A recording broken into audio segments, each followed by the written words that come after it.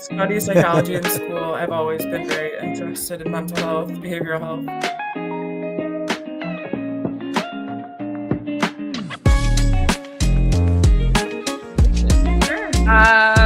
Born and raised Rockfordian. So really been here all my life.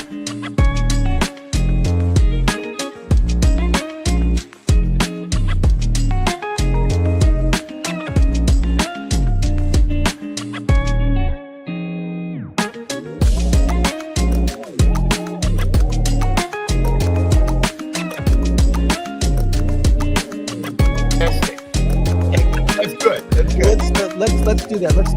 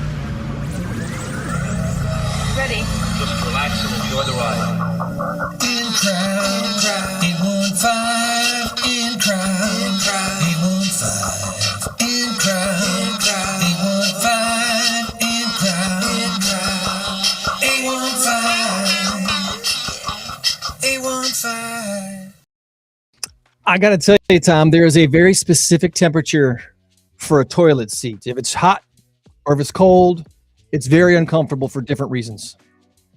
I'm Greg. He's Tom. Neither one of us sitting on a toilet seat currently, but this is your In Crowd 815 podcast for the last day of May, the year 2026, the latest it has ever been, my friend. In the history of mankind, yeah, a warm toilet seat usually means somebody just peed on it. So it's pretty disgusting. My two little grandsons, they're 10 and they're 8. I love them to death, Dominic and Benjamin. They frequently miss. They don't understand. Do like dad, not like sis. Lift the lid before you go to the bathroom. I cleaned that one up a little bit, but anyway, yeah. So that's good. I haven't heard that one before. I like that. That's good. That's good. Well, we have a very non-potty related show for you and the person still sleeping next to you. So we're glad to have you join us here on the In Crowd 815 podcast. Maybe wake them up and say Greg and Tom are talking. Time to see what's going on in the 815. My goodness, we have so many guests. We're going to meet 5 people today, and we're going to see if we can do that before noon. So let's see how this all goes as we record this at 8 a.m. May the 30th. We're going to be learning about Make-A-Wish Foundation, Make-A-Wish Illinois. You've heard about them before. What do they actually do, though, and how can you help? We'll learn about that from Janet and Jenny and Jenny Oh My. We're also going to meet Dee and Nitro. I'm right here in the 815 talking about Jeremiah development. Who is Jeremiah and why does he need to be developed? We're going to learn about that as well. So, yeah. Where's my laugh track? We got some business to take care of first. Let's do this.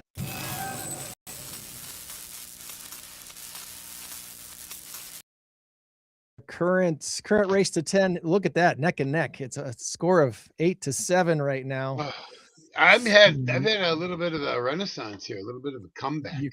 You're coming back. 2.8 billion is the big number of the week this week. And is the answer Netflix or nerds? Put your guess in the comments and let us know. Maybe tell us a little story about why you think it's that number. Hey, do a Google or an AI search. I don't care. Just throw it out there. See if you can find a story from the last week or so that has the number 2.8 billion associated with it. And maybe you'll win a t-shirt. Maybe you'll win a hat. Maybe you'll win lunch with the goofy hosts of a podcast. It could all happen for you. Dreams do come true. 2.8 billion. Is it Netflix or is it nerds? Tom's giving me his anybody's guess really already. dreaming? You think anybody's really dreaming about having lunch with us? Do I need to answer that question? No, you don't.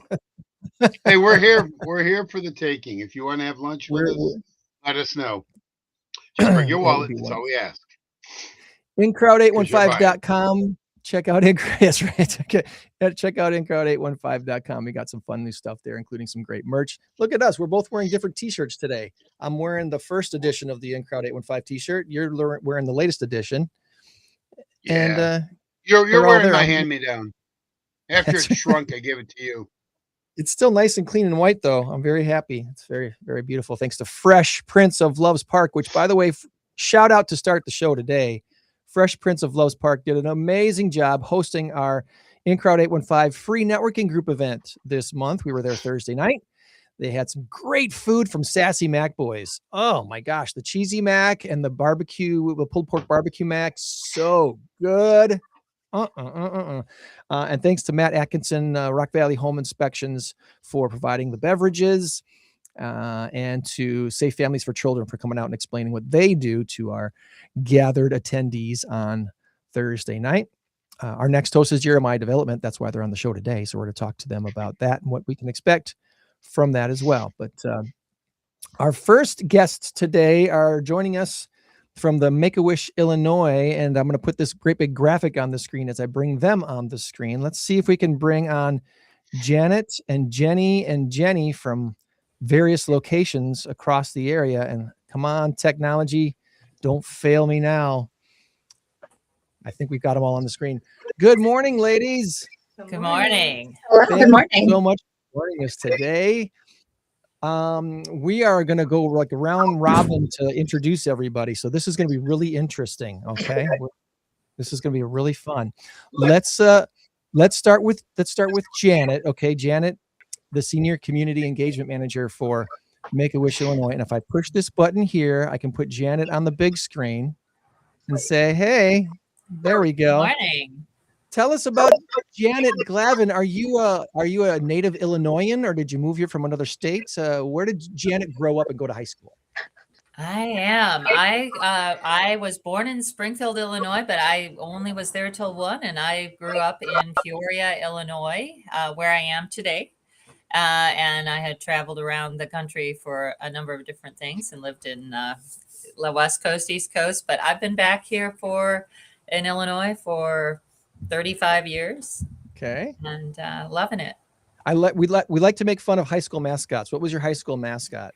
My high school mascot, I was Peoria Central High School, so we are the Lions, the Central Peoria Lions. Can we make fun of the Lions, Tom? I don't know if we can make fun of the Lions, Tom. Yeah. I don't know. They're big and mean. I don't want to mess with them. The Lions are scary. Yeah, they're scary enough. So, and then Jennie Schmit is also joining us today. Where are you from, Jennie Schmit? Oh, hold on a second. That's me. That's not you. That's me. That's not you. Give me the button that I need to push. There we go. Go ahead now, Jennie. Where are you from? Hi, good morning. I'm from Loves Park. You're a Loves Park person. Yes.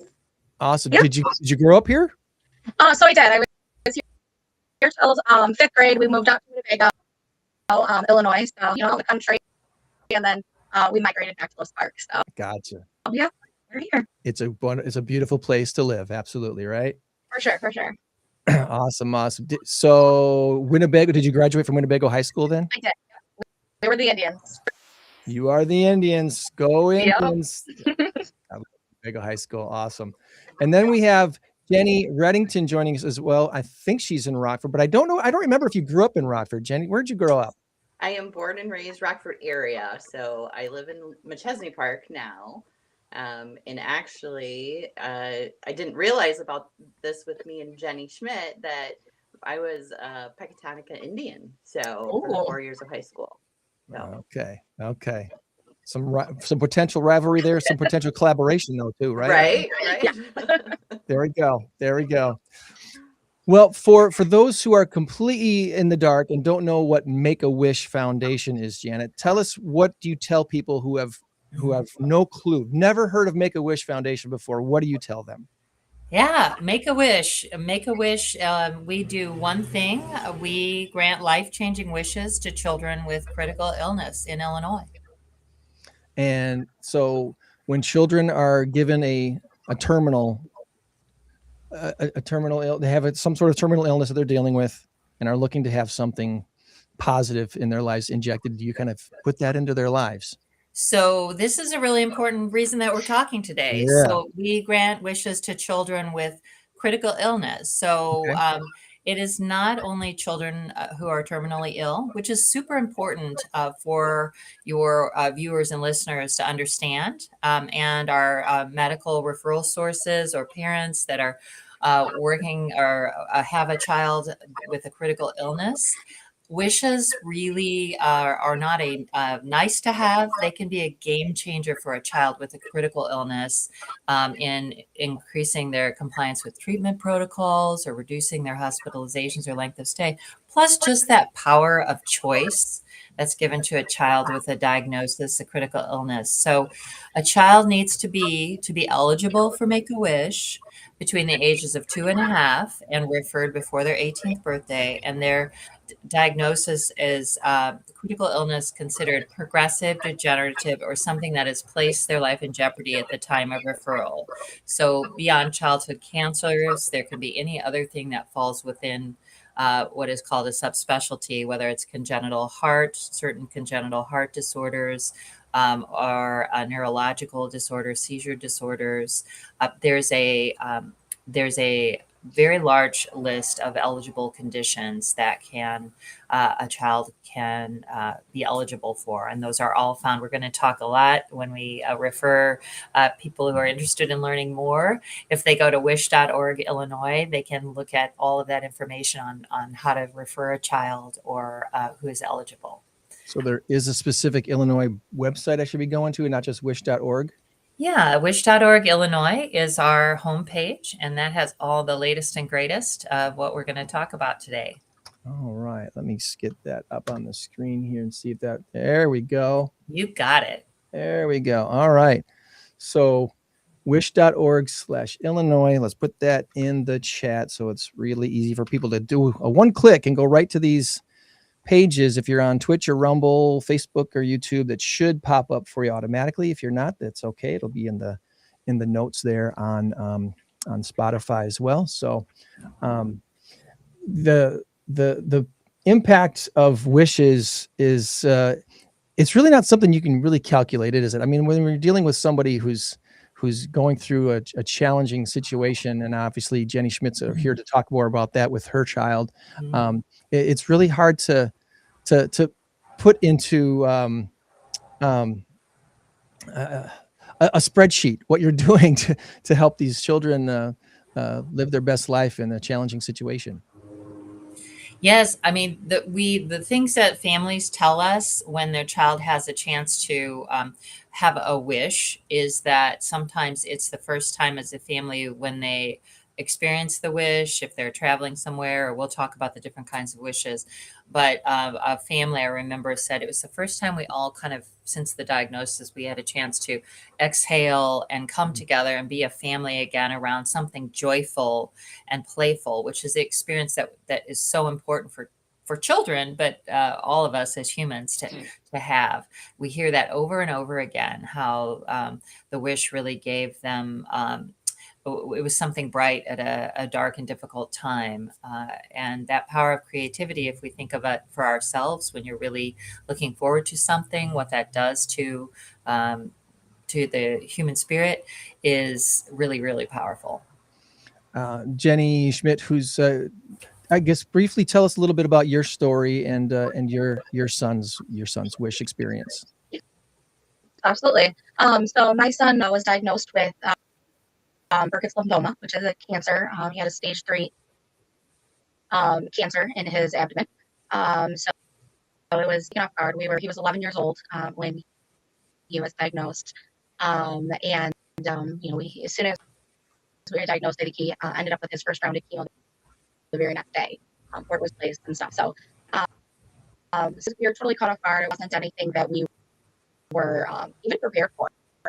He went in with something that was what I would have thought unrelated to a cancer diagnosis, and then about a week later, and probably $1 million worth of scans later, we ended up finding that he ended up with he had a mass growing in his abdomen, was causing his issues that he was going through. So yeah, so that led up to Make-A-Wish, and the hospital caseworker. She was the one that presented to us that we had the opportunity form, and they had sent off the information to Make-A-Wish, and Make-A-Wish reached out to us and gave us a lot of information. Like Janet said, there's you don't really know what Make-A-Wish can offer you. Everything is that is the terminal is the only illness and or the only diagnoses, but there's a lot more. And even from her speaking today, I learned even more. I didn't know there was so many other the reasons. Obviously we focused on the cancer child, so that was a huge topic that we talked about. It was amazing. We had volunteers reach out to us throughout the time. They gave us lots of different ideas for wishes. My son, he's a very reserved child. He's not he doesn't like to spend money. I tell him all the time he's gonna be my first millionaire because this child is his attention over here. But so it took us a little bit to really get him out of the shell of what to do and what do you want to see. So he had 2 wishes. The first one didn't come true. However, Jennie did make it right, and he wanted to meet somebody famous, and that wasn't able to happen. However, she brought out of the person that was famous, and that lit up his world. He was super excited. And he talked about it for even months, still sitting in his room. So that was the first, and then the second was a keeper. So something I would have never thought Make-A-Wish would be able to do for us. I always thought it was just trips and things like that. So as we talked to the volunteers and we had lots of conversations, there was a lot of opportunity. It was limited to a trip. It was, there was a lot of different things, and he ended up going with a camper. So we ended up with a camper. His wish camper with a toilet. That was it. He could sleep on the ground if he wanted to, but a camper with a toilet. So back to that toilet. We were camping leading up to the cancer diagnosis. We always went camping, and we were first season of 10, and we moved on to a pop-up, but the pop-up didn't have a toilet. So he ended up getting his wish. We have now a camper with a toilet, and we do a lot of things. We, as a family, we've traveled around a lot of different campgrounds. But with the opportunity of having a newer camper, we were able to actually settle down in a campground we migrated to several times. So we now have a seasonal camper out in a campground that we go to so far every weekend, and it's been amazing. It's definitely been a nice experience. Great team. And, wonderful. Made him feel amazing throughout his whole time. That's awesome. So he's how is he doing today? I guess you got to ask that. How's he doing today? He's doing good.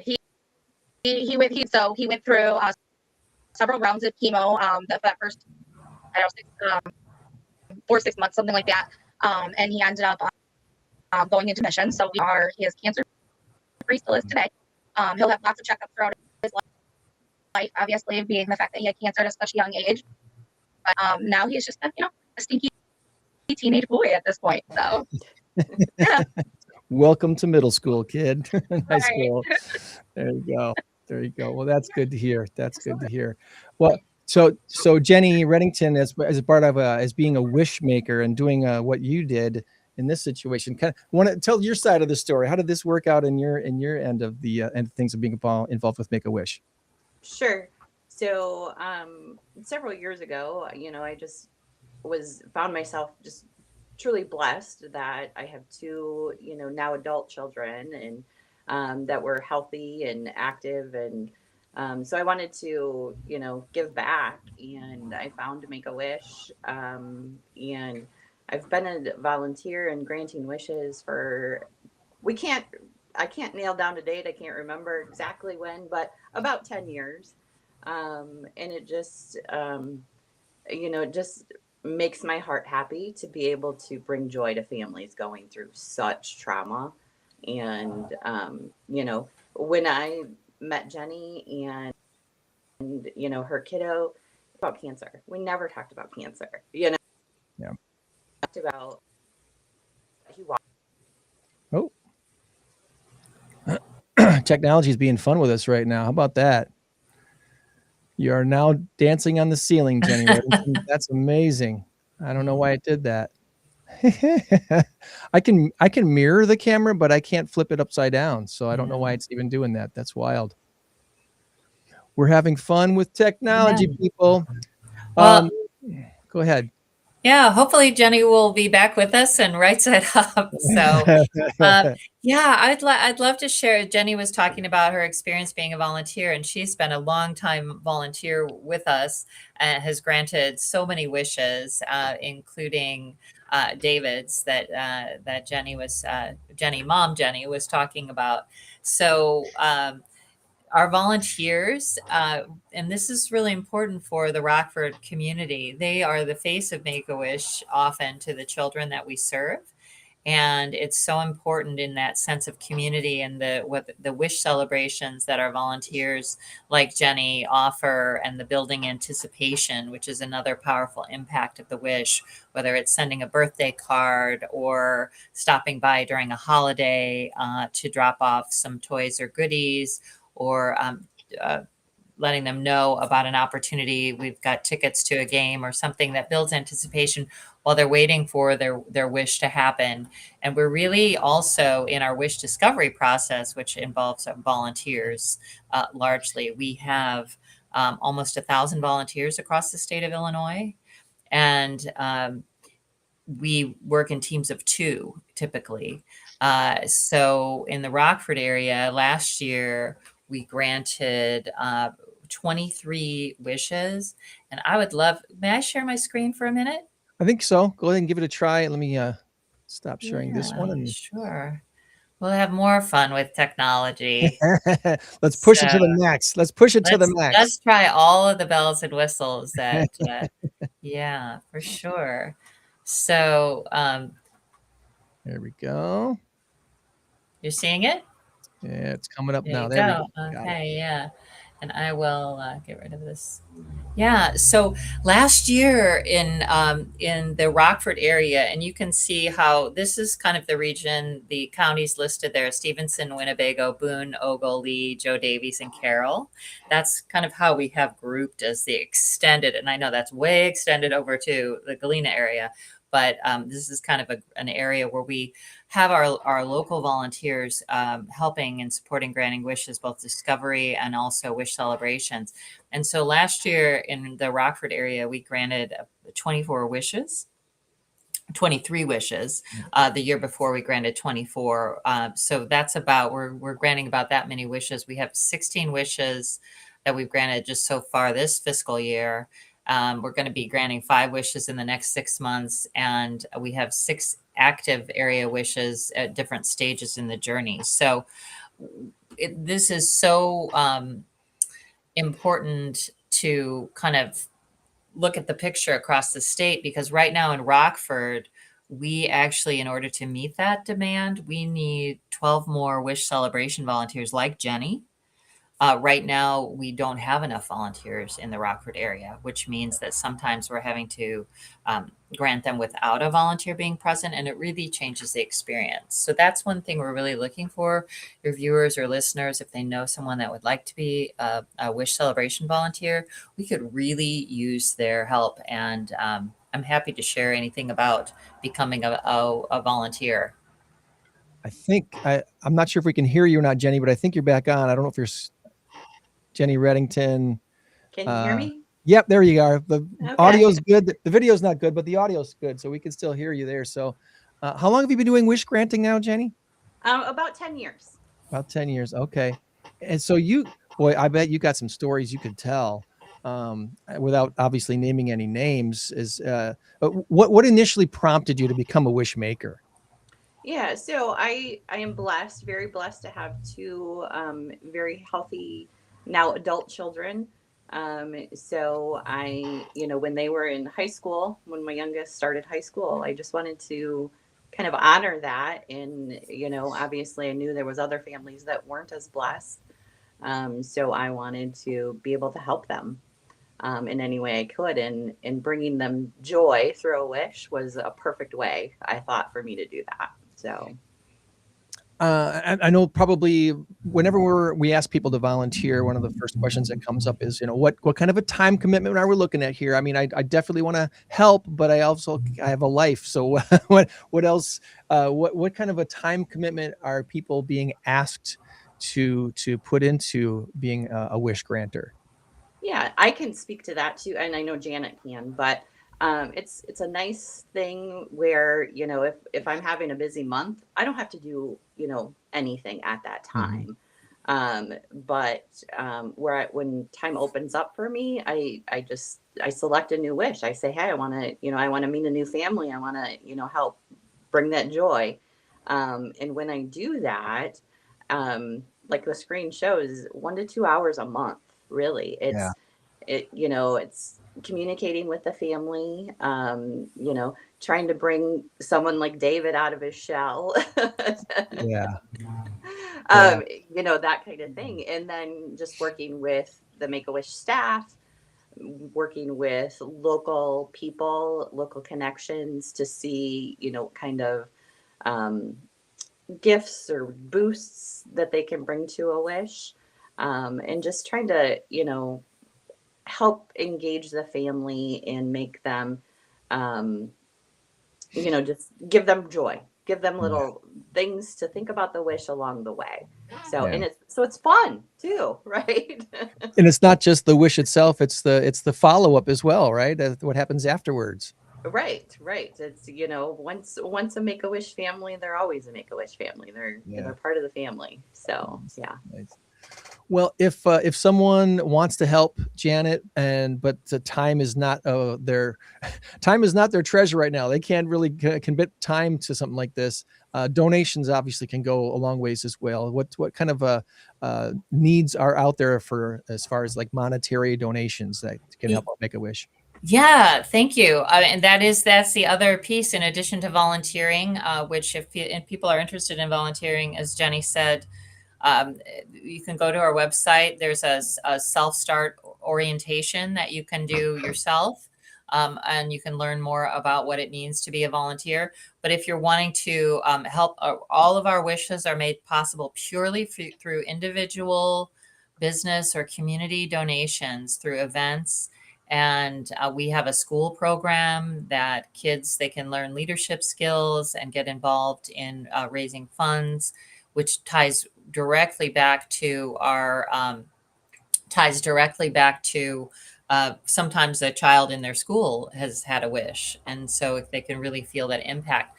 We have some wonderful ways to get involved, whether someone does an annual event or you just like beer or wine. We have volunteers or community groups around the state that have a wine for wishes, a walk for wishes, a golf for wishes. You can put for wishes after almost anything that someone likes to do. And we really would invite the Rockford community. We have some corporate partners that we work with from time to time. Often those relationships come about. Someone like Jenny will know someone at a business and say, I'm really involved. This is important to me. Or they'll know a wish family that's part of our alumni program. That can be the starter, but we're really looking for anyone in the Rockford community that would like to either give individually, sponsor an event, have their company get involved. We've had companies also experience the direct impact through this. We have a card making opportunity where we send personal cards to kids that are waiting in their wish journey.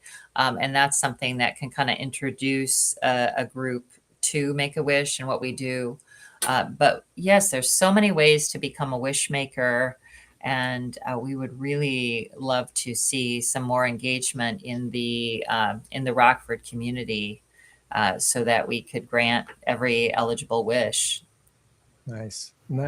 And who wouldn't want to be a wish maker? I mean, come on, that's awesome. Yeah. It's fun. Sign up to be a Wishmaker. Well, wish.org/Illinois. Again, we got the link there in the chat, so you can see exactly. Go right to directly to the website. Before we transition and go into some trivia with Tom here, is there anything that we did not ask you about today that you wanted to make sure that we promote before we let you go? Yes, I mean, I think that there's so many different ways to become a wishmaker. I think if anyone listening today, what we've covered is understanding the eligibility, that it's not just for terminally ill children, it's for children with critical illness. And parents or family members that are close with, familiar with the child's condition can refer, or their medical team can refer. So we want to make sure we're not missing any eligible children. It's purely based on eligibility. It's not based on income or other factors. And the timing of the referral is really important as well. So, and it's also meant to align with that child's journey with their illness to really uplift them. So we invite the Rockford community to continue to be involved in making wishes for another 40 years. We've granted 19,000 wishes in Illinois alone in the past 40 years. And we are working on getting to grant at least 1,000 wishes a year. This last year we granted 709. And to do that, we need community support from the entire state and from the Rockford area, from the 815. I'm looking at the website here that says we rely on the expertise of the pediatricians and pediatric specialists who are part of the National Medical Advisory Council and more than 200 chapter-specific medical advisors that help guide us with eligibility and wish safety precautions. Obviously, the safety of the child is utmost priority. So sometimes their wishes are probably a little too crazy to fulfill. Well, you know, I'm glad that you asked if there's anything else we wanted to share and what children wish for. There is such a variety of wishes. And, you know, people ask me, like, what's the most unusual wish or crazy wish? And I like to say we had a child that wanted to go to Mars and meet an alien. There we go. And so we worked with, and Make-A-Wish and the volunteers worked with an air hanger, and they created a pretend rocket and a virtual reality experience, and created put a little spacesuit for the child, and they had an experience of flying to Mars in the rocket with the virtual reality and meeting an alien. So, you know, it's the power of the imagination. Right. That's right. Is key. And then the community coming together in such creative ways to make things happen. So that's the power of a wish. That's how it's done. That's how it's done. Nicely done. Well, really appreciate you jumping on with us today to fill us in on what Make-A-Wish is and what it isn't, and how people can help out by volunteering or donating. Again, wish.org/Illinois. The link is in the chat right there. So go ahead and take advantage of that and learn more about Make-A-Wish Illinois. And let's see if this works today, Tom. I think it will. I got something new for you. Here we go. It's time for Tom's Trivia Challenge on the In Crowd 815 podcast. Good luck.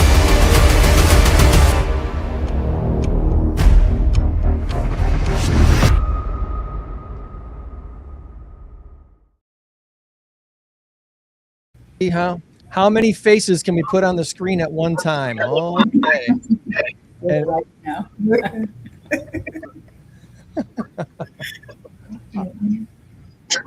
are you making noise? 7 counting Snoopy. What's that? There we go. I'm trying to find Snoopy. out. He just got back. He just got back from Mars. Okay. There we go. Okay. If you can help us out with the answer to Tom, raise your hand, all right? Because we need some help. I can help you out with the answer. I'll give it to you in about 10 minutes. Where's Jenny? Is she still hanging upside down? You still got to be hurting by now. You still got Jenny Redington's voice on the stream, and I'll click around here in a second. But yeah, we're all here. All right. So you guys are ready for? Is there a delay? Yeah. There's a bit of a delay, isn't there? I don't know why it's doing that. It's when we have a number of guests. That's when it happens most. It doesn't happen when you and I are talking. But anyway, we're pushing the limits of technology. All right. Are you guys ready? Yeah, we are. We are. Maybe if I hang upside down, we can. All right. We got Here 7 you go. questions, As you all folks. know, Let's see or if we can you'll get know 4 or in a 5 minute. right. That's right. And as some of you know, these questions are never terribly difficult. They're not designed to make you feel dumb. They're designed just to make you say, "Hey, that's cool. We did all right." So hopefully you can get at least 5, at least 4. I say 5. All right, here we go. Question number 1: aminals, or animals if you prefer. Which bird has the world's largest egg? Is it an emu or an ostrich? Once again, which bird lays the world's largest egg? Is it an emu or an ostrich? They're both really big, right? Does anyone have any clue which one's bigger? Jennie Schmit. I'll say emu. I was going to say ostrich.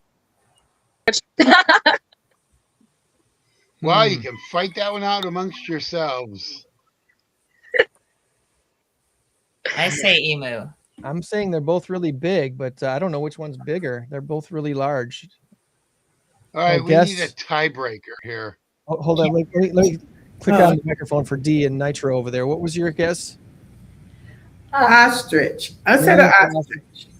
All right. All right, well, the O's have it. We're going ostrich, and you would be correct. The ostrich has bigger eggs than the emu. Yep. Woo! All right, Yep. one for one. Here we go. Yep. All right, so I don't know if we have any Lord of the Rings fans. My daughter got mad at me. I told her I'd watch Lord of the Rings, sleep within 10 minutes. She was so mad. She was like, don't ever make your 13-year mad at you. That's until she's 17. Anyway, literature. Okay, yeah. In the novel, The Lord of the Rings, how many rings were given to the dwarf lords? Was it 3 or was it 7? 7. Once again, okay. We're all feeling 7. Well, I'm not going to go any further. Yep. 7 is the correct answer. Very good. Very good. It was 7, yep. Very good. Very good. All right, here we go. Movies. We're going back a few years. Audrey Hepburn, one of my favorite actresses of all time, portrayed the character Eliza Doolittle in what 1964 movie? Was it Dr. Doolittle or My Fair Lady? My Fair Lady. I was going to say that one had trick question written all over it. Yeah, it did. Don't fall for the trick question. Yes, it did. Nicely done. All right, here we go. Question number 4. In regard to business, what does LLC stand for? Once again, in regard to Limited business, what does Liability LLC? Wow, you guys D's are smart got this this morning. There's your 4. I did. There's Right your away. 4. She didn't let her finish. I know the guests ahead of time, and sometimes I will gear questions towards the guests, and I did not do that today, and it just happened to work out that way. So that's good. All right. 4. Woo. This one, actually, I thought was probably one of the. I thought this one was fear ones, but you could get tripped up on it.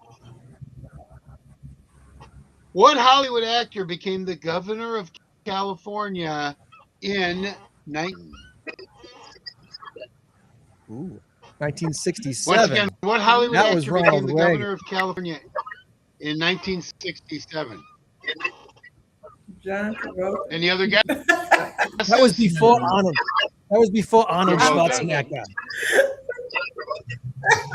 Yes, it was before Arnold. It was Ronald Reagan. Ronald Reagan. Yeah. Mister, I paid for that All microphone. right. Uh-huh. All right, number 6. That's right. What is the capital of Louisiana?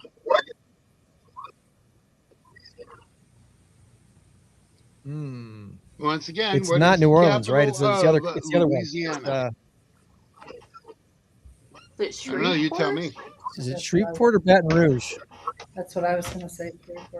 Shreveport or Baton Rouge? Baton Rouge. I think it's Baton Rouge. I was thinking Baton Rouge too, but I have no idea. It is, in fact, Jenny the Redington? Red Baton. Baton Rouge. I remember the episode. All right. I remember the episode of the Brady Bunch. Cindy Brady had won something, and she was going to be on TV on a game show. And the question was, "What is the capital of Baton Rouge?" And Cindy Brady is looking into the camera like this. She's just freaked out. She can't answer anything. You know this, Cindy? It's Baton Rouge. That's when I learned it was Baton Rouge. Oh, you are 6-0. Golden sombrero or whatever we call it. The first one, it is a little trivia question, and this one should be easy. The TV show Kate and Allie ran from 1984 to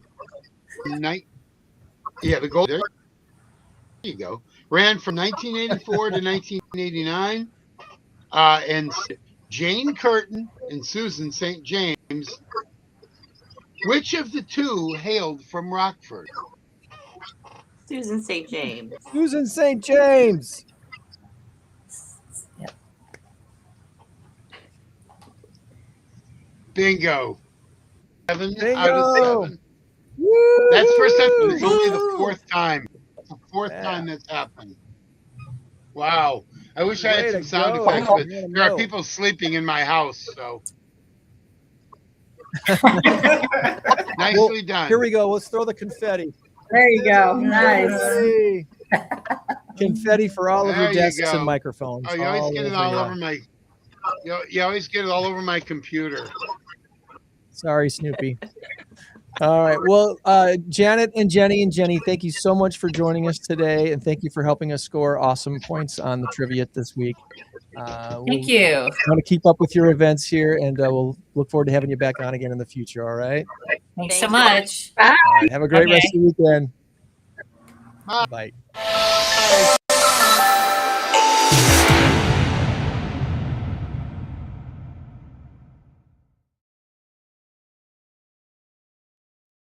Right. Switching gears now to Jeremiah Development. Dee and Nitro joining us from somewhere in lovely downtown Rockford. That's right. At our office, 803 North Church Street. Down on North Church Street. And for the completely uninitiated, I don't think I can put you on the bigger screen. I might cut you off there. Let's see how this works. If you sit a little closer together, it'll work right just fine. How about that? All right. All right. So for someone who's maybe never heard of Jeremiah Development before, how do you describe what it is your organization is and does?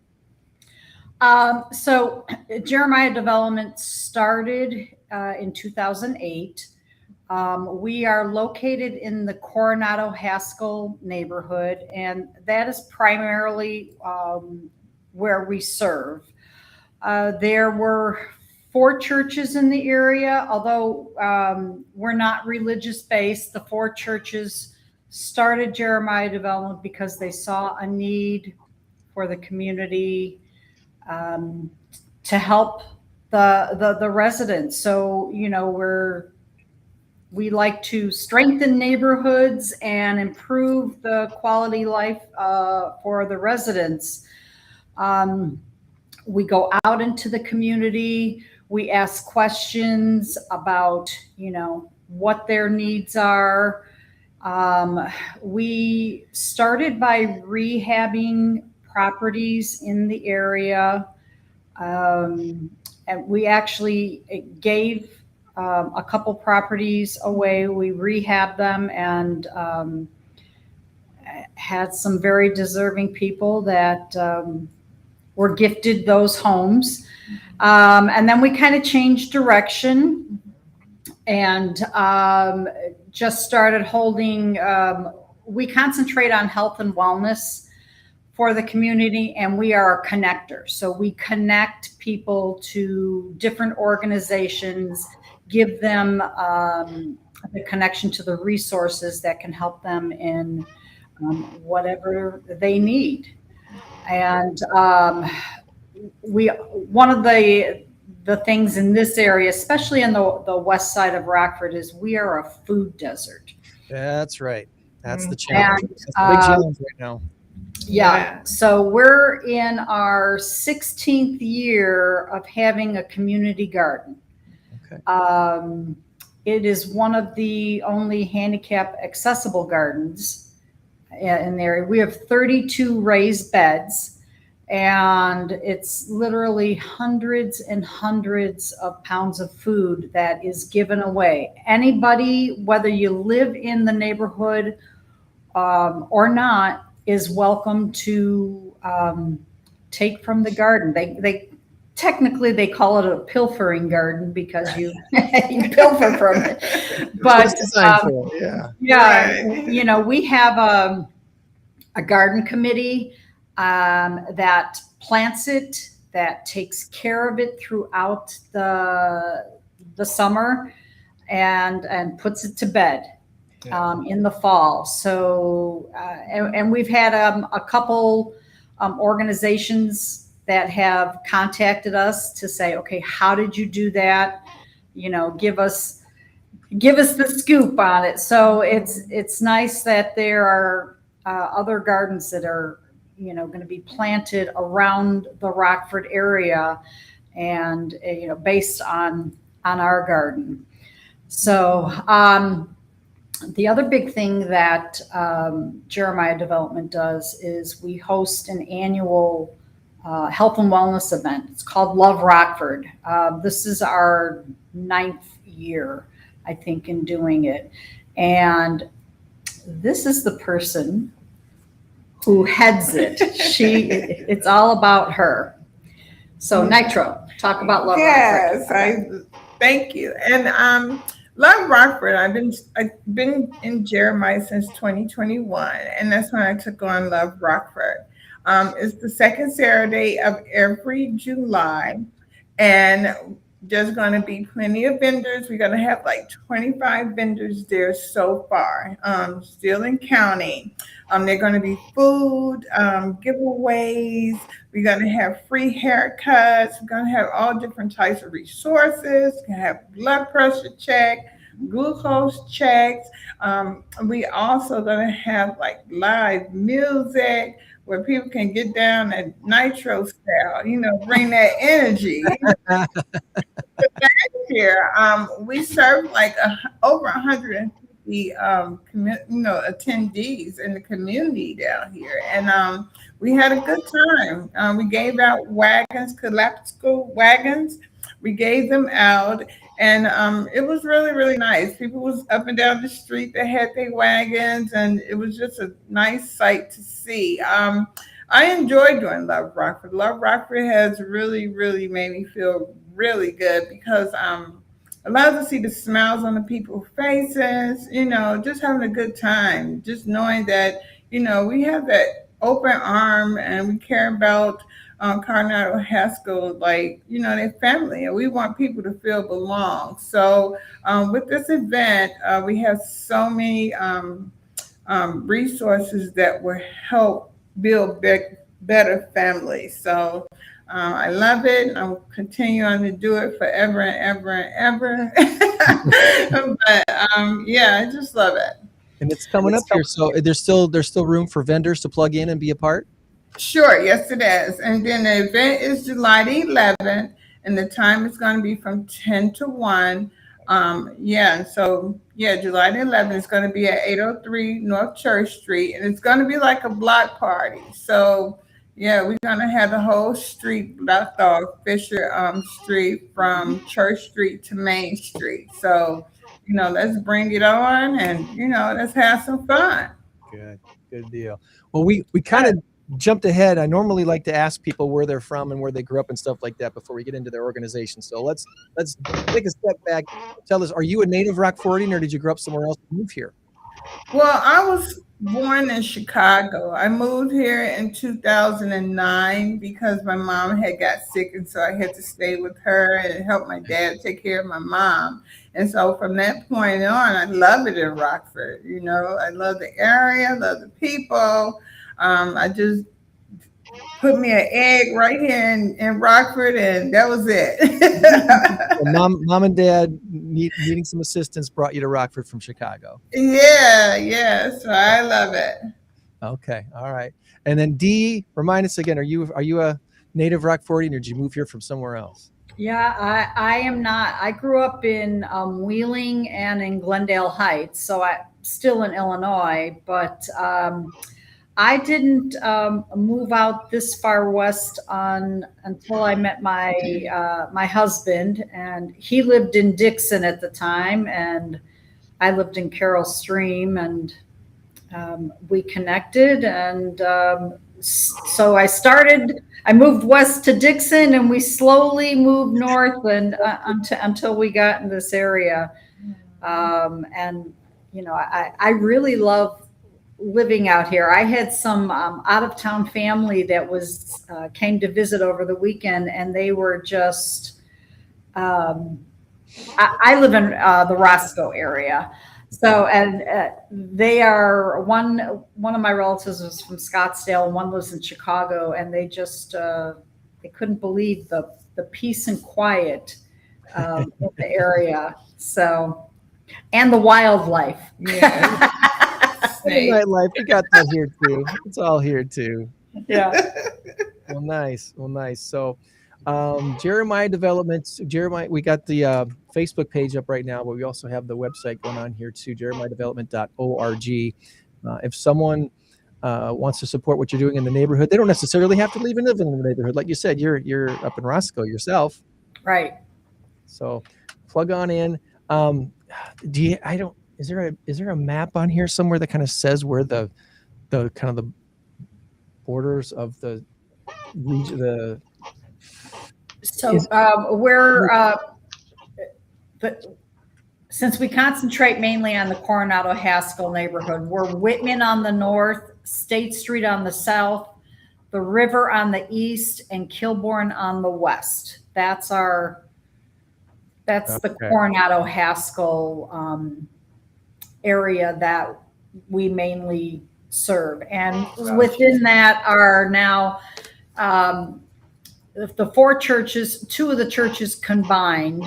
It was Second Congregational and First Presbyterian. So they're now Second First Church, Emmanuel Episcopal, and Court Street Methodist Church. So those are the founding members. And we, we have a great board. When we hold events, all of our board members roll up their sleeves, and they help with the different events that we have throughout the year. It's not only Love Rockford. We usually do a couple events in the fall and winter, and have meals for the people in the area. Especially around Thanksgiving and Christmas, and make sure that they've got enough to eat and that they can bring things home. As Nitro said last year for Love Rockford, we gave away the collapsible wagons, and I can tell you, driving around the neighborhood, running errands and stuff, and you see people walking with those, utilizing those wagons, and because we have a lot of homeless in this area, there's a lot of low income residents. So, it just feels good to be able to see that what we're doing is impacting them in a positive way. Yeah. I'm on your programming page here, the different things you've done here, the movies in the park and game days, the libraries that you got around the neighborhoods. So we at our location, we have a computer center for any of the residents or anybody actually to come in and use the computer. A lot of them will schedule doctor's appointments or check their medical records, check their emails, pay bills. things like that. If they don't have internet at home, they're welcome to come and use the computers here. I think we have 6 computers. We have a small library that we have for there's a lot of children's books in there, but there are books for adults as well. And it's you take the book, you don't have to return it. It's we get people that donate books to us all the time. So we have that. We also have sharing with in our space. We have Carpenter's Place here, a small satellite office, and Blackhawk NeighborWorks region, or Blackhawk region NeighborWorks. They're a HUD counseling agency, and we are their Illinois location. So there's housing counseling here in our building. I am a certified HUD counselor myself, but they also have a HUD counselor here on staff. And, it's really nice for people to be able to, they can walk in because that HUD counselor's here, they can schedule an appointment, and they hold classes once a month for home buying education. We have our hands in a few different pots, but we're looking to see what the people want and what's needed. And actually today is my last day as executive director, and Nitro is our interim executive director. So she has been our community outreach specialist and has done a fantastic job. And the direction that Jeremiah is going, she is the person to lead us. So I'm excited that she's going to be taking over. I am too. It's sad though that Dee is leaving us, but I know she's here every day, all the time. She's my right hand girl. So, and I will still be on the executive board of Jeremiah. I've been part of Jeremiah. I think it's going on 11 years now. So, and I lived in the neighborhood for 4 years. And saw what the necessity was, and that's why I joined Jeremiah Development to begin with. Nice. Well, you got a good thing going there. I know you want to keep it going.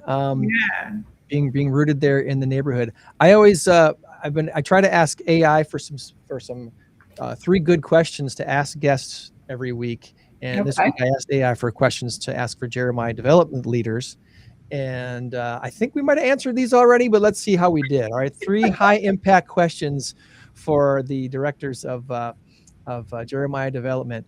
The first one says, Jeremiah Development has a beautiful focus on one specific historic footprint, the Coronado Haskell neighborhood. When you're hyper-focused on a targeted area, you see the direct human impact of your work every single day. Can you share a story of a specific resident or a family or a property where you've watched a true upgrade, a true improvement or neighborhood transformation happen right from the ground up? Well, obviously, if you don't want to name names, you don't need to do that. But is there a specific thing that's happened maybe recently that you're like, this is why we exist? It wasn't recent, but I'm going to go back to when Jeremiah Development had started and we were rehabbing the homes. And I got to know the person who was gifted the home. And she became, at one point, the neighborhood association president. And she got very involved in everything that was Coronado Haskell, and she was part of Jeremiah Development, volunteering and stuff. And that was just wonderful to see. She was so grateful, with what she was given, and she wanted to give back. Yeah. So unfortunately, she has since passed away, but it was wonderful. She lived those last years of purpose. Yeah, she did, and it was really. It was great to get to know her on a very personal level. Nice. And that's what it's all about. Now, the second question has to do with Love Rockford. One of your signature initiatives, the Love Rockford event, essentially creates a one-stop shop for everything from healthcare screenings and fresh produce and haircuts and bike repairs. You've spoken before about eliminating barriers for underserved populations who find it tough to navigate our dense social service network. Oh Lord, don't get us started there, right? Yeah. They're here to help us in Winnebago County. A lot of us need help navigating through it. What has the Love Rockford event taught you about Rockford residents, what they actually need most, and how that can the broader community can better collaborate and bridge those gaps every day here in Rockford? I learned from Love Rockford that the people have big hearts. And when they know they have the resources out, they come out with smiley faces and they know Love Rockford. We have return attendees because every family needs that support. And I just know when they come back, it's because they feel like we're supporting them in some type of way to help them go on that long path of confusion, And so just to see the smiles on their faces and know, they can come here on Love Rockford to have a nice meal, to have some fun, to feel belong. So I think we hit that mark where making families feel belong. They're important. And we just have the resources and, the love that we, give to them, and they just love it. So just returning attendees are beautiful. I think the thing that jumps out on me with this whole part is the fact that you're doing haircuts and bicycle repairs, and someone might look at that and go, "Why are you doing that?" That's the need. That's the need. Mm-hmm. Yeah, and some people want to look good and ride their bike at the same time, right? That's it. A lot of the neighborhood, they don't have cars. Yeah. They don't drive, but they do have bicycles. So, we have tried to have somebody here every year that we've had Love Rockford for that bike repair. Mm-hmm. So, and the haircuts, a lot of times people can't afford to get haircuts. So there's usually a line. Mm-hmm. So, and those are done indoors. We do the haircuts inside. Well, those who can tip your hairstylist generously, especially the ones that donate their time for Love Rockford. They're doing a good thing, and it's a much needed thing. So take care of them. Take care of them a lot. This third question might be a little bit broad, but it's going to cover a lot. Jeremiah Development, of course, built on a unique foundation: collaboration between local downtown churches, residents, neighborhood businesses. In today's economic climate, building a sustainable, safe, and quality housing situation while fostering community is a really big puzzle. As you look forward to the future of the Coronado-Haskell area, what does the next level of strategic partnership look like to scale this neighborhood's growth, and how can local leaders best support that vision? This kind of gets right down to the grassroots of why you exist right there. Yeah, so our local representative is Tamir Bell. Yeah. And he is working on a pilot program because we're a food desert of having mobile grocery stores for the area. He's working on that, and Jeremiah is hoping at some point to be a part of that. And we've talked to a couple other agencies about being a local drop-off for food, non-perishable food, so that we can get that out to the neighborhood. So, you know, we only have one small grocery store really in our area, and then our community garden. But, you know, during the winter, there's no community garden, obviously. So there's no fresh produce and things like that. So we want to be part of,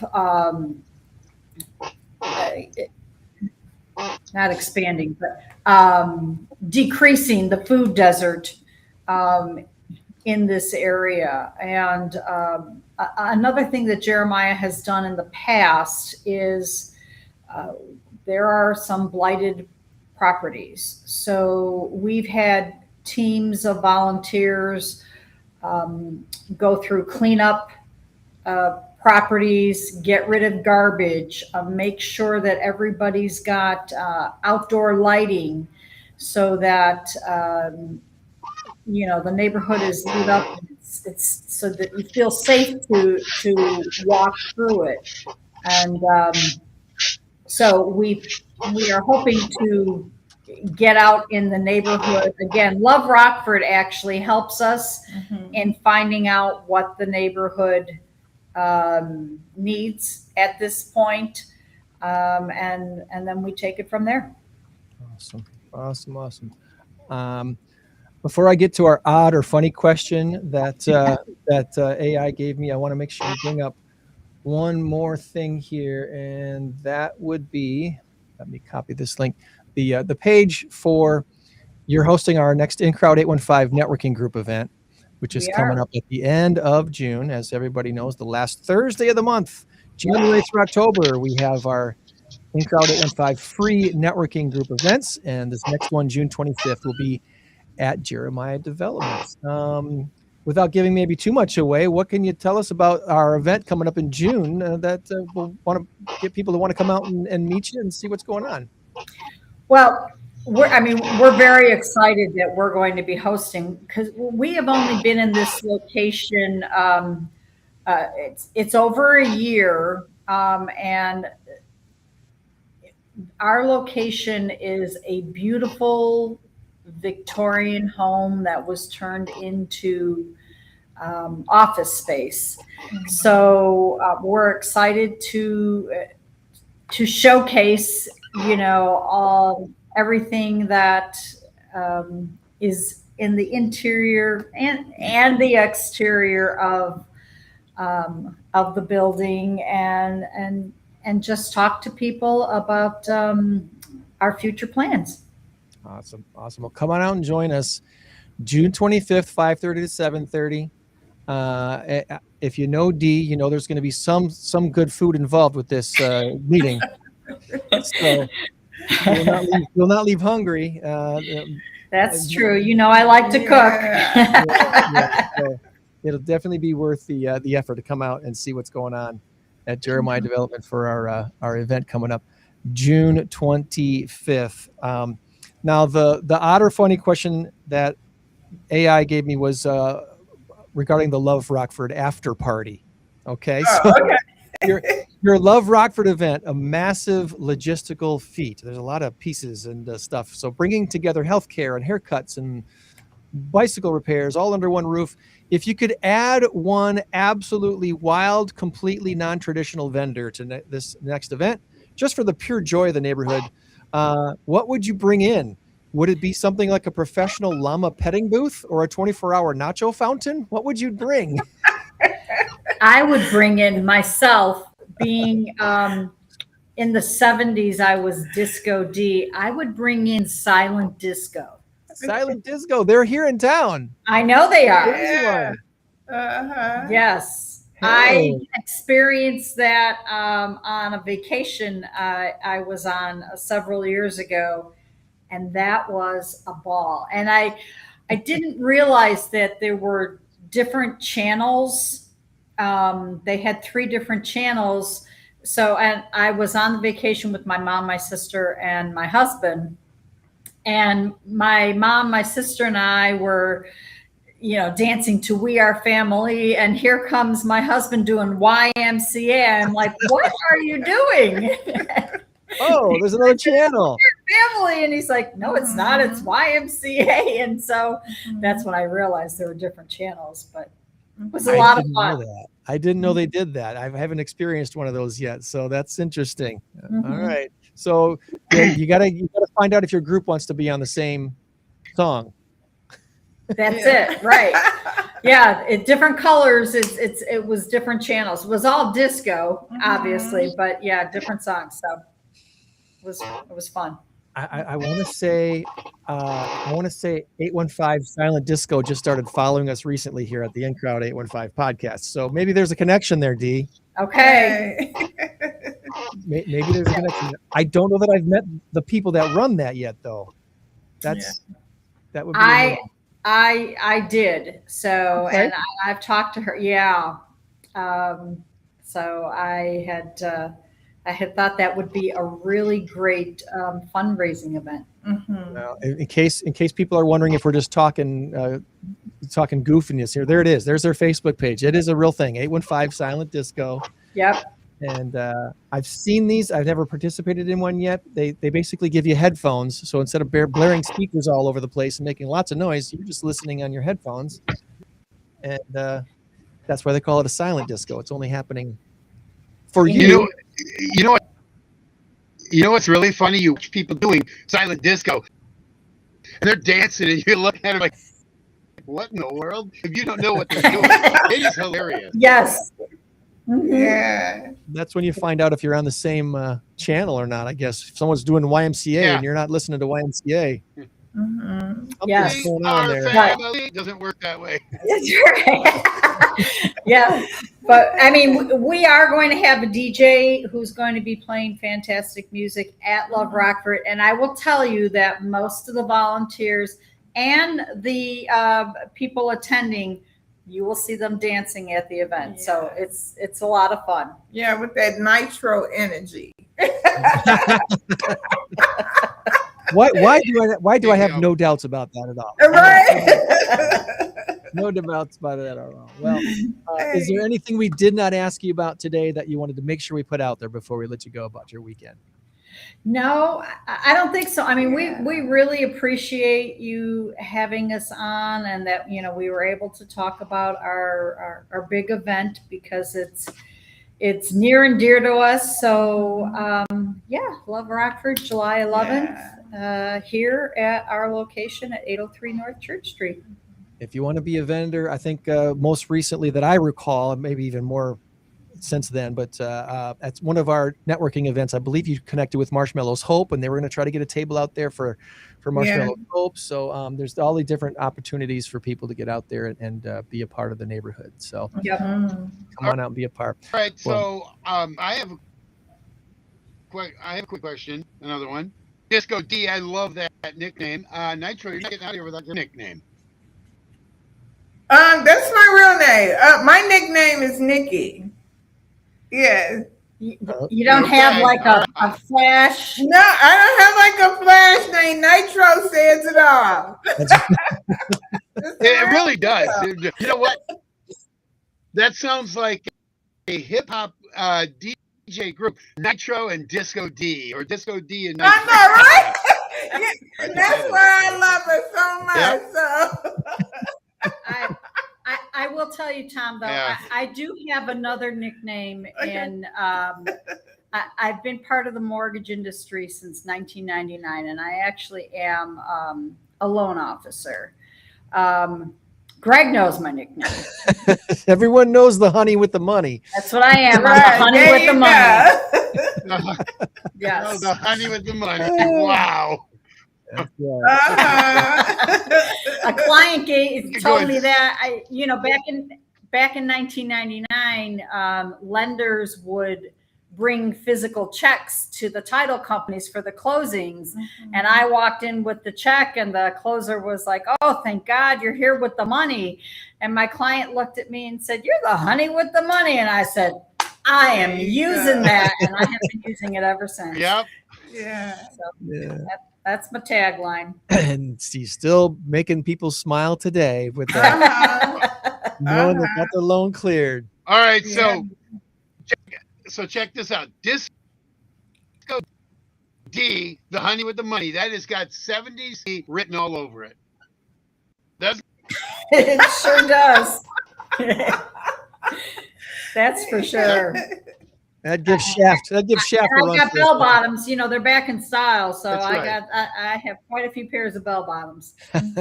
Bring back the bell bottoms. I'm a fan. That's fine by me. Yeah. Awesome. Well, we wish you the best with your events. I hope you have a great turnout, and let's all pray, Lord, help us have a great weather day, please. I know. Oh yes, because we had to reschedule last year. So yeah. But if it does rain, we do have a rain date. A rain date will be in August the 15th.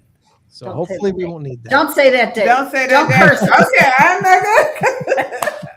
July 11th. July 11th. There you go. July 11th is going to be a great day. 1 week after the 4th of July fun stuff in Rockford, you're going to be back downtown Rockford again to help out Jeremiah Development and Love Rockford event. So you ladies have a wonderful rest of your weekend. We'll hope to see you out there at the big event. And of course, we'll see you at the In Crowd 815 event at the end of June. Hey, all right. Thank you. You guys have a great weekend. All right. Bye-bye. Bye-bye.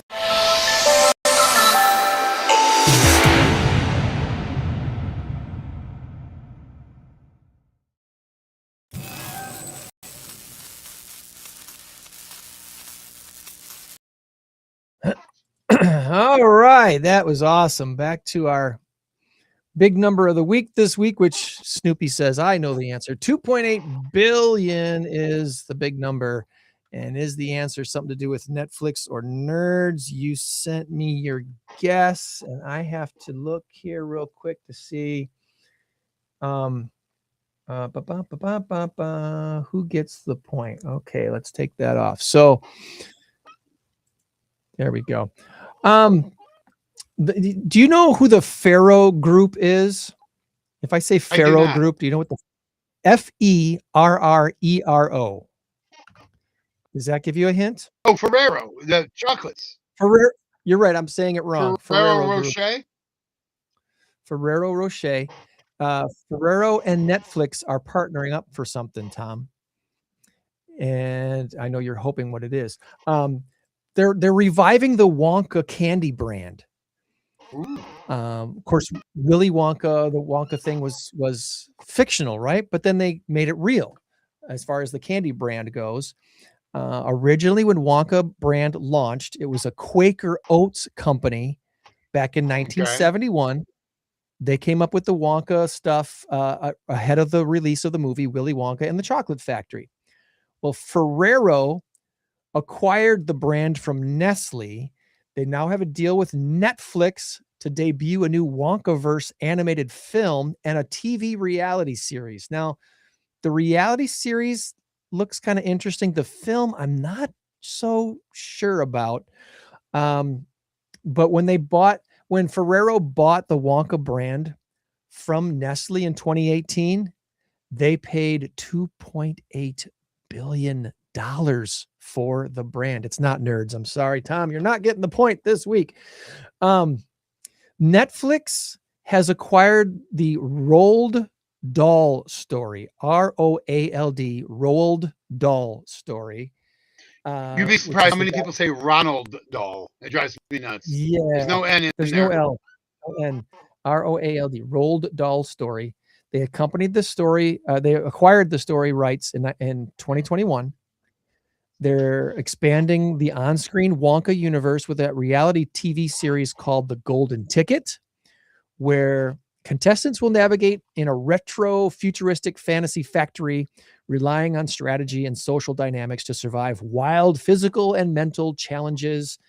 And that sounds pretty cool. I think that's got a chance. The movie, however, is slated to come out in 2027. An animated film called Charlie versus the Chocolate Factory. Yes, versus. But it's not what you think. Charlie versus the Chocolate Factory follows a recently imprisoned Willy Wonka who's released after years behind bars for turning a child into a blueberry. God. The story the way it's being described, it does not take. It's not the turn that you were kind of expecting what the next story from Willy Wonka might be. So I had to see it to believe it that it's going to be any good. Are the characters the same? Would that be Violet Beauregard? Because that's who the Blueberry Girl was. Yeah, exactly. It's going to be animated, so there's that. Yeah. But okay, so after Charlie inherits the chocolate factory, Willy Wonka goes to prison. So they send him to jail because of turning Violet Beauregard into a blueberry. There's a lot of terrible things that happen in the Charlie and the Chocolate Factory movie. If you've never seen it before, it's funny, but at the same time, when you think about it, it's like, wait a minute, did that kid just die? Yeah. To the TV kid, they shrunk him down to almost nothing. Mike TV. Mike TV. It's a weird movie. It's just a weird movie. Well, it was okay, but if you go back to the Willy Wonka and the Chocolate Factory, Gene Wilder, yes, Jack Albertson.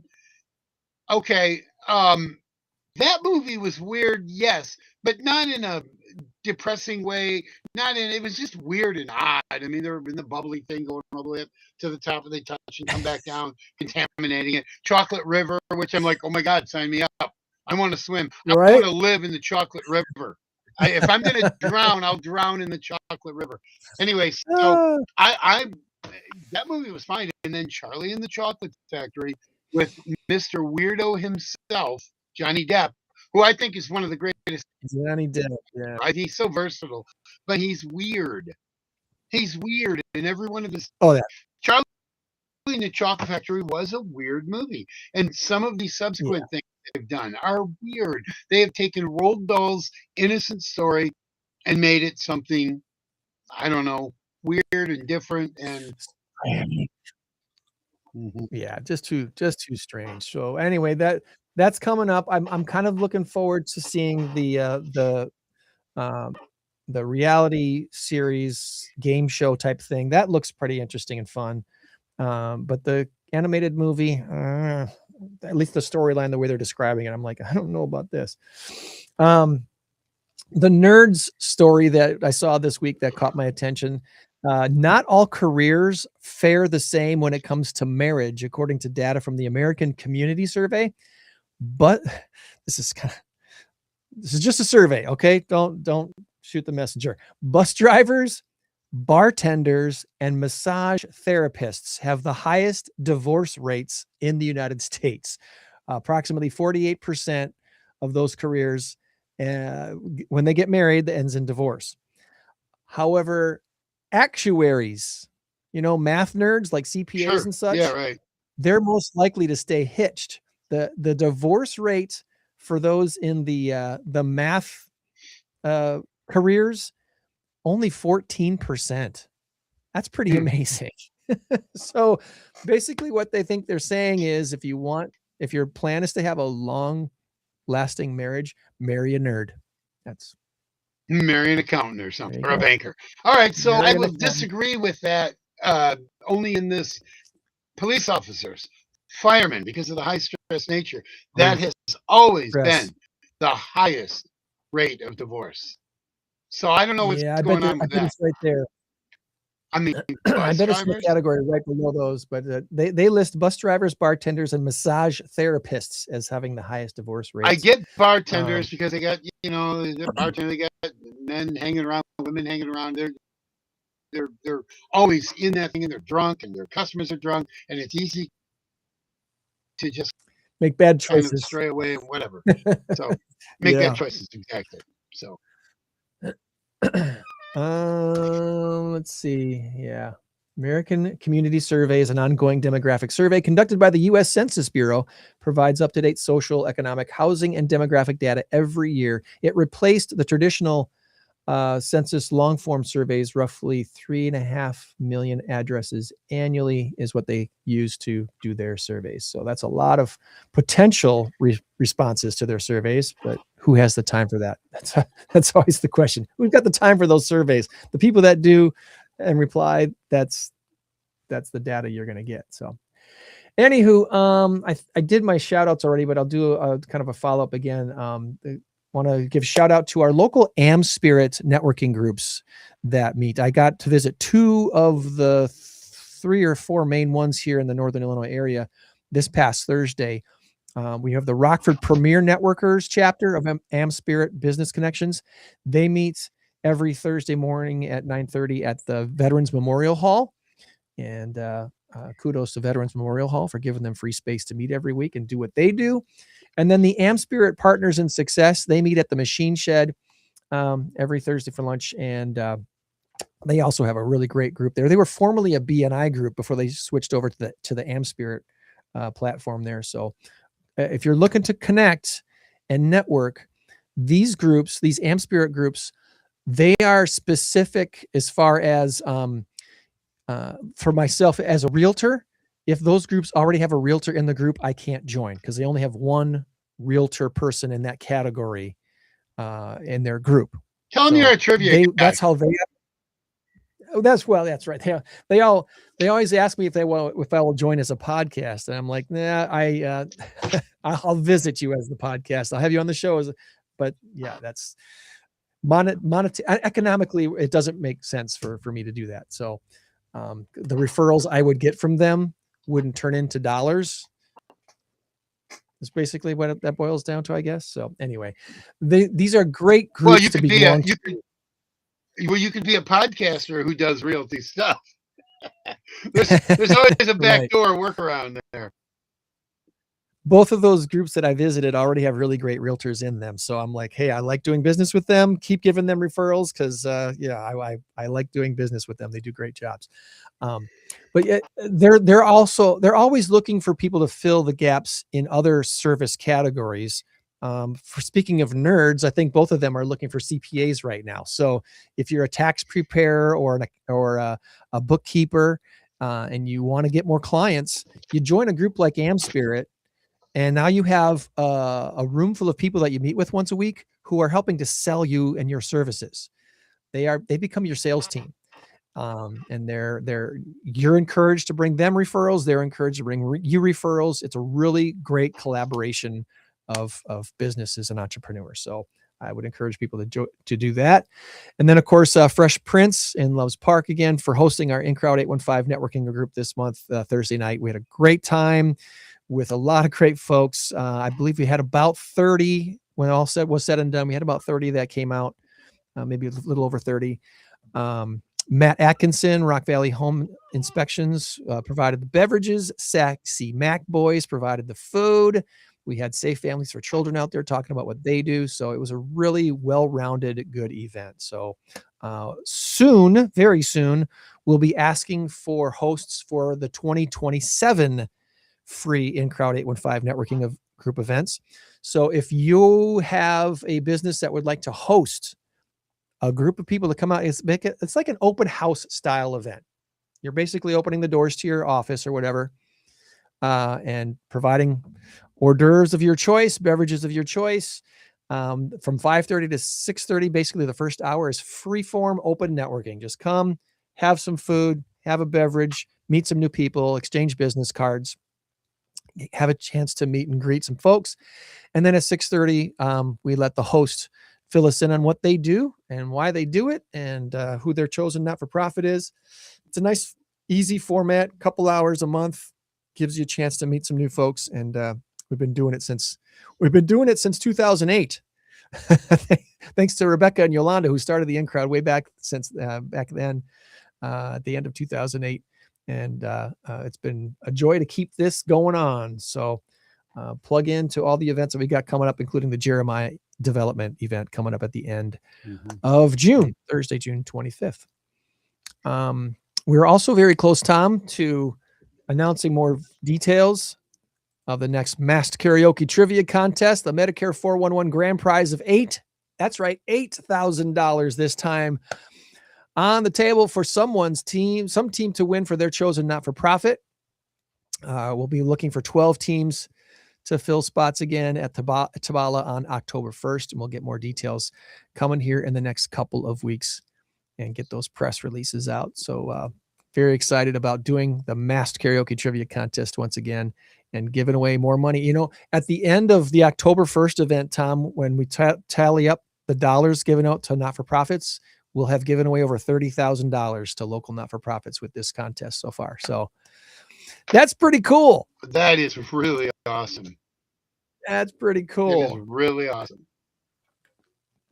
Next week, we're going to visit with the Knights of Columbus Council 470 and the STATELINE Youth for Christ as well. So those are our two guests next week here on the podcast. And when we do this show next week, it'll be June. Wow. You know, every year we say the same thing. Where did the summer go? This is what irritates me so much about the summer. Not irritates me, but I mean, you break it down into 4 weeks in June, 4 weeks in July, 4 weeks in August. You can't count May because school's ending. You can't really go on vacation, this and that. So you have 12 weeks. Well, 4th of July takes care of one of those weeks. Birthdays will undoubtedly take care of another weekend. And then, so you're all eliminating 2, probably 3 or 4. You've got about 10 weeks of real good time to make hay. Okay, and then if you take vacation, say this is the longest summer you can possibly have because Memorial Day fell on the earliest it could possibly be, and this year's Labor Day falls on the latest it could possibly be. Yeah. So 106 days of summer this year. Nice. Okay, nice way to put a positive spin on what I was talking about. But yeah, you're right. You are correct. It's but it breaks it down to like 9 to 10 weeks, and it just doesn't. And then a week goes by, and then another week goes by, and then another week goes by. And now, you know, before I blink, we'll be back here doing this again next week. And like you said, it'll be June. It's like, where did May go? What happened? Speaking of, right, that makes for a good transition. We got our golf outing coming up on, I believe it's June 8th. It's that Monday. And I know you're still on board. Matt and I, my son and I are still on board. Ron cannot make it, so we have to find a fourth. Okay. I was going to throw it out there and say, so if one of our faithful viewers wants to join us, contact Greg or myself and let me know. It's a NAMI fundraiser. It's $125 to get in. Meals included. A lot of fun. Shotgun start. It's just an awesome event. So otherwise, if you know anybody, maybe Mulligans for Mental Health at Forest Hills Country Club. Yes. Mulligans for Mental Health right there. Forest Hills Country Club. Here we go. Yep. Going to be a good time. Hopefully the weather's great for that too. Obviously, that's one of those weather events. It's like, do you have anybody in mind that you could invite? Well, off the top of my head, not necessarily, but I don't have a lot of golfing buddies. I do have my neighbor across the street who would love to do it, I think. So I could probably get him to fill in, but I thought it'd be kind of nice to put out there. And if somebody decided, hey, I want to play golf with you guys, they could, you know, you got a couple days. I can give my number, or you can give them my number, or whatever. Well, connect with us here on a comment or whatever through one of our platforms. It should let us know that you've. If they do connect with you on that, then give them my number. They can call me, and we'll figure it out. All right. I wanted to one last thing again on our merchant site at incrowd815.com. When you go to the merchant site, there's some pretty cool options with the hats. I'm really liking this white on white hat. Check out the white on white.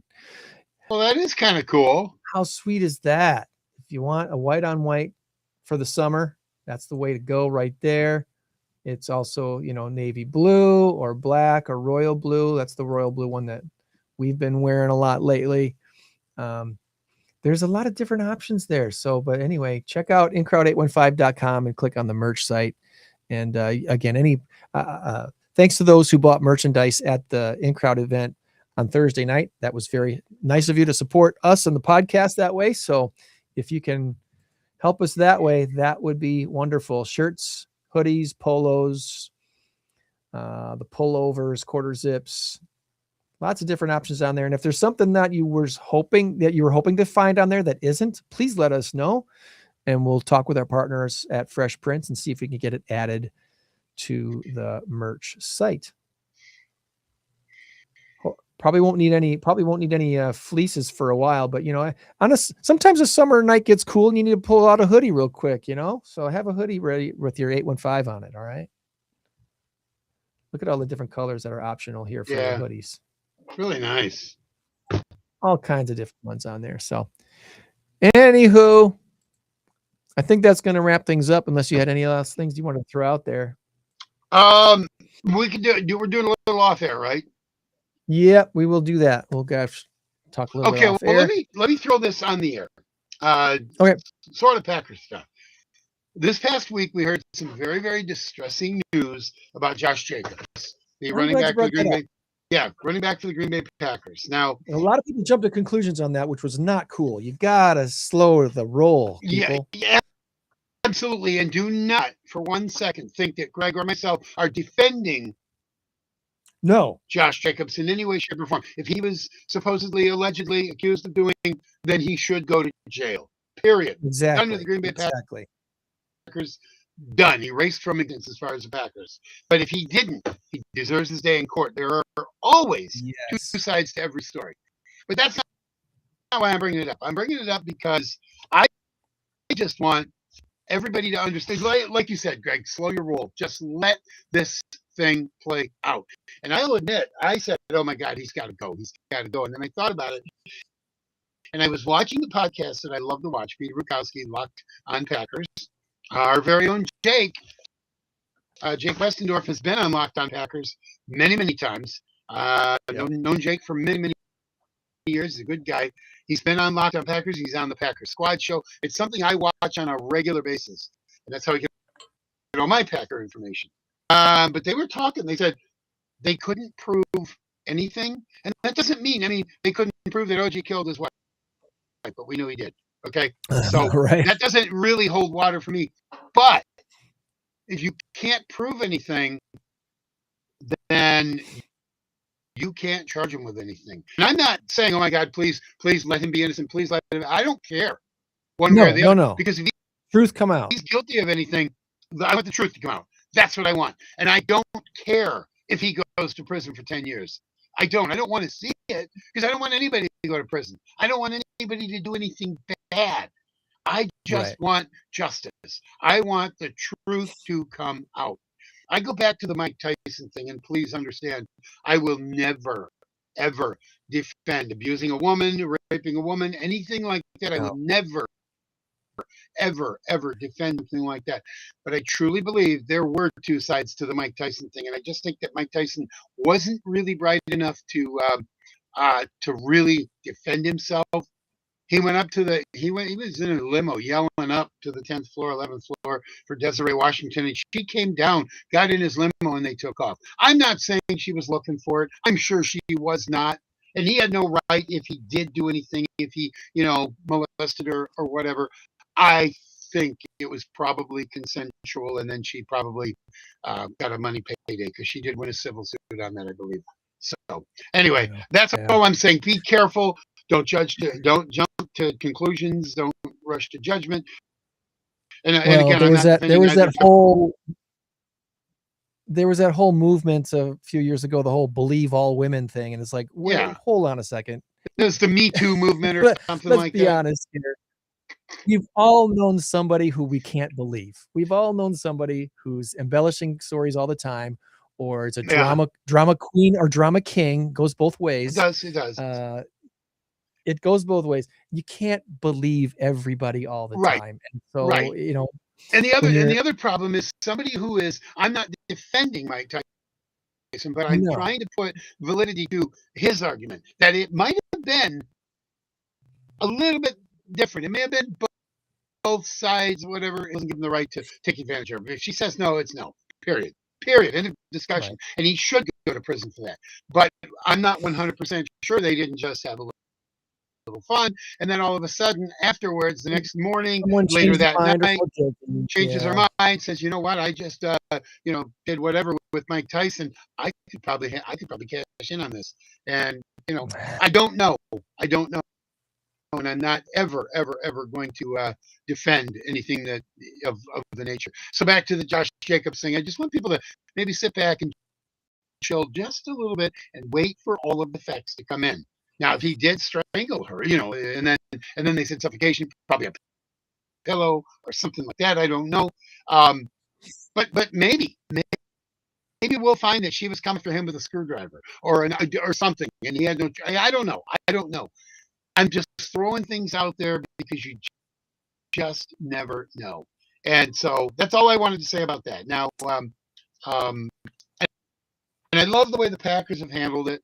I think they've done a pretty good job. Matt LaFleur, maybe not so much. He kind of chuckles. Well, hey, we'll cross that bridge when we get to it. And he's kind of chuckling. I don't know if that was nervous laughter because he's caught, kind of caught blindsided with this, didn't expect it. We go at this time. This wasn't on our bingo card. No. Whatever context that was in, who knows what the context was where he was at. Yeah. Well, I still say Green Bay, even if this thing hadn't happened, go out and get somebody, because Marshawn Lloyd, he's played as good as he looks. He's played what? Maybe 4 games. I think he's had 10 snaps. I think he's been in 2 games, and he's had like 10 snaps, and he's frail. He's got glass bones and paper organs or something. I don't know. Which really stinks because he looks so good. Well, maybe he's got.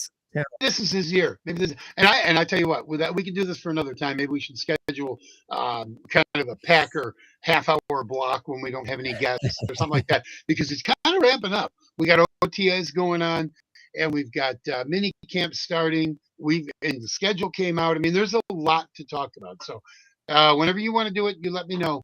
I'm full of information, maybe misinformation, but it is information.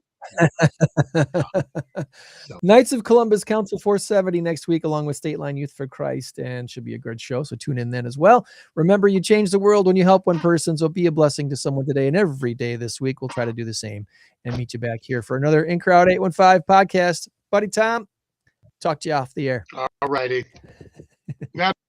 815 in crowd, 815 in crowd, 815 in crowd, 815